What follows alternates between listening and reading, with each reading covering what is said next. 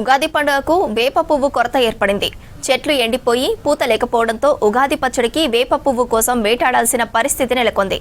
ఉగాది వేళ ఆకులు రాలి కొత్త చిగుర్లతో పూయాల్సిన వేప చెట్లు ఎండిపోయి కనిపిస్తున్నాయి.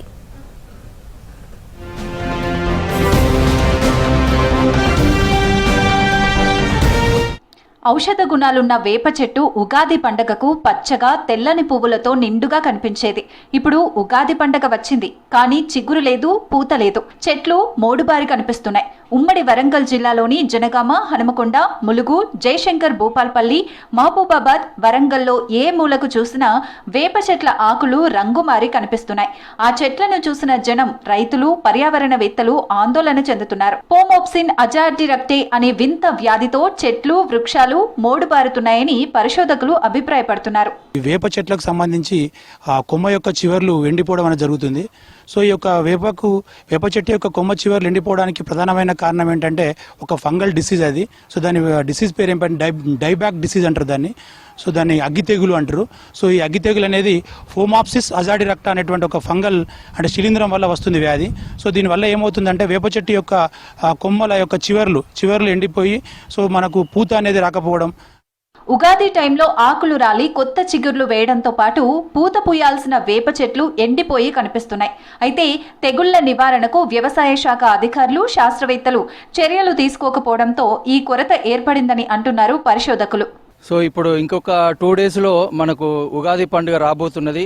సో ఆ ఉగాది పండుగ రోజు మనం స్పెషల్గా ఎంతో ప్రత్యేకంగా చేసుకునేటువంటి ఉగాది పచ్చడ, ఆ పచ్చడిలో తరతరాలుగా మన పచ్చడిలో భాగమైనటువంటి మన సంస్కృతి సాంప్రదాయంలో భాగమైనటువంటి వేప పువ్వు ఈనాడు కరువైనది.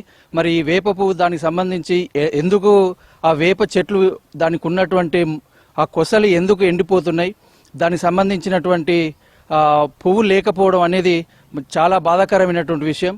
ఉగాదికి వేప పువ్వు లభించకపోవడం బాధాకరం. గతంలో ఇళ్ల ముందుండే వేప చెట్లకు పూసిన పువ్వులను ఉగాది పచ్చడిలో కలుపుకొని తాగేవారు జనం. ఇప్పుడు తెగుళ్లను నివారించకపోవడంతో ఇళ్ల ముందు వేప చెట్లు ఎండిపోయి కనిపిస్తున్నాయి. ఉగాది ఇంకా 2 రోజులలో రాబోతుంది. జిల్లా వ్యాప్తంగా, రాష్ట్ర వ్యాప్తంగా వేప పువ్వు అనేటువంటిది ఎక్కడ కూడా మైక్రోస్కోప్ పెట్టి చూసినా కానీ కనపడేటువంటి ఒక పరిస్థితి లేదు.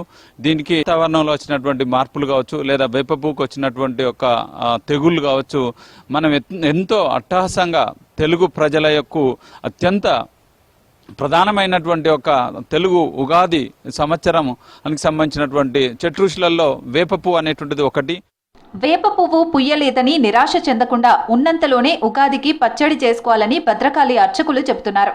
ఉన్న వాటితోనే సరిపెట్టుకోవాలని అంటున్నారు. ఉగాది అనగానే ముఖ్యంగా గుర్తుకొచ్చేది లేత మామిడి బిందెలతో పాటు చేదు వేప పువ్వు. ఈ 2 మనకు అప్పుడే చిగురిస్తాయి. వాటిని తీసుకొని ఉగాది పచ్చడిలో మిగతాది ఇక ఒగరు, పులుపు అన్ని కలుపుకొని చేస్తుంటాము.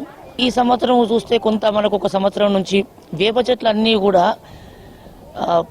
మరి దేనివల్లనో అన్నీ ఎండిపోతున్నాయి. వేప చెట్టులో ఉన్నటువంటి దాని చేదు జ్ఞాపకంగా చూసి మనం ఇప్పుడు దొరుకుతున్న వాటిని మనం అనుసంధానం చేసుకొనవచ్చును. బాధపడాల్సిన పని లేదు. కొత్త సంవత్సరం అందరికీ మంచిగా జరుగుతుంది. ఇప్పటికైనా వేప చెట్ల తెగుళ్ల నివారణకు సస్యరక్షణ చర్యలు చేపట్టాలి. వేప చెట్లు అంతరించిపోకుండా ప్రభుత్వం, శాస్త్రవేత్తలు దృష్టి సారించి తెగుళ్ల నివారణ చర్యలు చేపట్టాలని ప్రజలు కోరుతున్నారు.